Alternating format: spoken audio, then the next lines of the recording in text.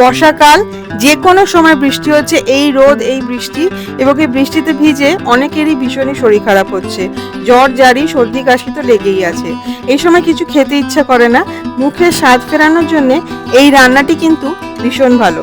পুরোনো দিনের রান্না, খেতে অত্যন্ত সুস্বাদু। যদি না খেয়ে থাকেন অবশ্যই একবার ট্রাই করবেন। হ্যালো নমস্কার, ইটস বাই মধুলিকায় আপনাদের সকলকে স্বাগত। আজকে আমি বানাচ্ছি একটা স্পেশাল কাতলা মাছ, কালো জিরে বাটা দিয়ে কাতলা মাছ। রান্নাটি কিন্তু খেতে অসাধারণ হয়, কিন্তু একটু সাবধান হয়ে করতে হবে। যা যা ইনস্ট্রাকশন দিচ্ছি ফলো না করলে কিন্তু রান্নাটা তেতো হতে পারে। প্রথমেই আমি কাতলা মাছগুলোকে নুন আর হলুদ মাখিয়ে নেব। এখানে 600 গ্রাম কাতলা মাছ আছে। নুন আর হলুদ মাখিয়ে কাতলা মাছটাকে ভেজে নিতে হবে। ভাজার জন্য আমি কড়াইতে দিয়ে দিলাম সর্ষের তেল, 1/4 কাপ মতো সর্ষের তেল দিয়ে দিলাম। কড়াইটা খুব ভালো করে গরম করে তারপরে সর্ষের তেল দিলাম। সর্ষের তেলটা খুব ভালো করে গরম হয়ে গেলে তারপরে মাছগুলো দিতে হবে, না হলে কিন্তু মাছটা লেগে যেতে পারে। আমি ননস্টিকে করছি না, স্টিলের কড়াইতে করছি, সুতরাং ভালো করে কড়াই গরম করে না নিলে কিন্তু মাছটা লেগে যেতে পারে। হাই ফ্লেমে এক পিঠ 3 থেকে 4 মিনিট ভেজে উল্টে নিয়ে আবার অপর পিঠটাও 3 থেকে 4 মিনিট মতো ভেজে নিতে হবে। বাইরে থেকে কড়া করে ভাজা হবে, ভেতরটা কিন্তু একদম সফট থাকবে, সেই জন্যই হাই ফ্লেমে ভাজা। মাছ ভাজা হয়ে গেলে তুলে নিচ্ছি, তারপরে বাকি মাছগুলো একই রকম ভাবে ভেজে নেব। রান্নায় আমি যেসব উপকরণ ইউজ করব সমস্ত উপকরণের লিস্ট এবং পরিমাণ রান্নার নিচে ডেসক্রিপশন বক্সে লেখা থাকবে। রান্নার নিচে মোড়ে ক্লিক করলেই ডেসক্রিপশন বক্সে যাওয়া যায়। আজকে রান্নার উপকরণের সাথে শেয়ার করা থাকবে আরও কিছু মাছের রেসিপির লিঙ্কে ক্লিক করলে রেসিপিগুলো দেখা যায়। দেখে যদি ভালো লাগে অবশ্যই ট্রাই করবেন, আর যদি পছন্দ হয় তাহলে প্লিজ লাইক করবেন ও শেয়ার করবেন। একটা মাঝারি সাইজের পেঁয়াজ একদম এইভাবে কুচিয়ে কেটে নিতে হবে। মাছ ভাজা হয়ে গেলে যে তেল আছে সেই তেলের মধ্যে এবারে ফোড়ন দিয়ে দেব 1/4 চা চামচ কালো জিরে আর কুচিয়ে রাখা পেঁয়াজটা। 2 থেকে 3টে তেজপাতা টুকরো করে কেটে দিয়ে দেব, আর দিয়ে দেব একটা কাঁচা লঙ্কা ফালি করে। এইবারে পেঁয়াজটাকে ভাজতে থাকতে হবে।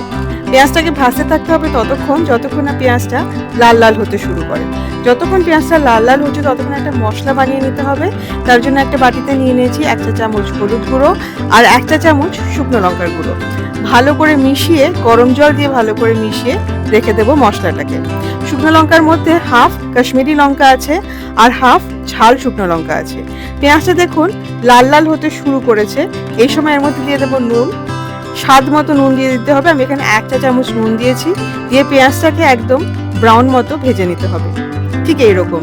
তারপরে এর মধ্যে দিয়ে দিতে হবে গুলে রাখা মশলাটা, আর মশলার কাপটা ধুয়ে খানিকটা জল দিয়ে দেবো। এইবারে পেঁয়াজের সাথে মশলাটাকে কষিয়ে নিতে হবে। যতক্ষণ এই মশলাটা কষানো হচ্ছে ততক্ষণ একটা স্পেশাল মশলা বানিয়ে নিই। 1 চা চামচ কালো জিরে, হাফ চা চামচ গোলমরিচ আর হাফ চা চামচ গোটা জিরে মিক্সিতে শুকনো করে গুঁড়িয়ে নিতে হবে। এরপরে এর মধ্যে দিয়ে দিতে হবে 6 থেকে 8 কোয়া রসুন। তারপরে সামান্য একটু জল দিয়ে এটাকে একদম পিষে নিতে হবে মিহি করে।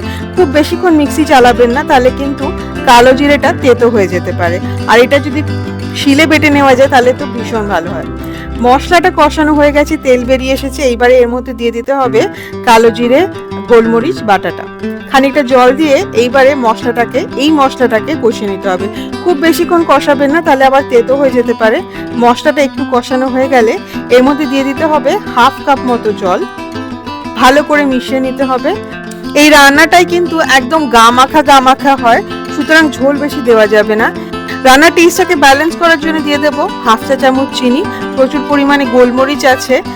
চিনিটা দিয়ে ভালো করে মিশিয়ে নিয়ে ঝোলটাকে ফুটতে দিতে হবে। ঝোলটা ফুটে উঠলে দিয়ে দিতে হবে ভেজে রাখা মাছগুলো। মাছটাকে ঝোলের মধ্যে অ্যারেঞ্জ করে দিতে হবে। এই রান্না করার সময় দুটি কথা মাথায় রাখতে হবে, নাহলে কিন্তু তেতো হয়ে যেতে পারে। সেটি হলো কালো জিরে বেশিক্ষণ ধরে বাটাও যাবে না, আর বেশিক্ষণ কষানোও যাবে না। বেশিক্ষণ কষালে বা বেশিক্ষণ ধরে বাটলে কালো জিরে তেতো হয়ে যায়। 1 মিনিট মতো রান্না হওয়ার পরে মাছগুলোকে উল্টে দেব। প্রত্যেকটা মাছের টুকরোকে উল্টে দিচ্ছি। সবকটা মাছের টুকরো উল্টে দিয়ে ঢেকে রান্না করতে হবে 3 থেকে 4 মিনিট, একদম কম আছে। 3 থেকে 4 মিনিট রান্না হয়ে গেছে। ঢাকাটা খুললে একটা খুব সুন্দর গন্ধ নাকে আসবে। গ্যাসটা বন্ধ করে দিতে হবে, ফ্লেমটা বন্ধ করে দিতে হবে। ছড়িয়ে দিতে হবে 1 টেবিল চামচ কাঁচা সর্ষের তেল, বেশ খানিকটা ধনেপাতা, 1/4 কাপ মতো ধনেপাতা, আর বেশ কিছুটা কাঁচা লঙ্কা। এর মধ্যে পাকা লঙ্কা দিলে খুব ভালো হয়, টেস্টটা খুব ভালো আসে। 5টা থেকে 6টা লঙ্কা দিয়ে এইভাবে নেড়ে সমস্ত মশলাগুলো মিশিয়ে নিলাম। তারপরে প্রত্যেকটা মাছ আরেকবার উল্টে দেবো, যাতে ধনেপাতা কাঁচা লঙ্কাটা ঝোলের মধ্যে গিয়ে ঝোলের টেস্টটা আরও বাড়িয়ে তোলে। ঢেকে রেখে দিতে হবে 10 থেকে 15 মিনিট। তারপরে সার্ভ করতে হবে গরম গরম ভাতের সাথে। এটা কিন্তু একটু শুকনো মেখে খেতেই ভালো লাগে, মানে ভাতের সাথে খুব একটা বেশি মশলা না দিয়ে শুকনো শুকনো করে মেখে খেতেই এটা খুব ভালো লাগে। গরম ভাতের সাথে সার্ভ করুন, একদম অন্যরকম টেস্ট। খুব সুস্বাদু এই রান্নাটা বানিয়ে দেখুন, আমাকে কমেন্ট করে জানান যে আপনাদের কেমন লাগলো। রেসিপিটা যদি ভালো লাগে তাহলে প্লিজ লাইক করবেন, শেয়ার করবেন। ইটস বাই মধুলিকা সাবস্ক্রাইব করে আমার সাথে থাকবেন। খুব ভালো থাকুন, ভালো ভালো রান্না করুন। দেখা হচ্ছে খুব শীঘ্রই একটি নতুন রেসিপির সাথে। Happy cooking. Thank you.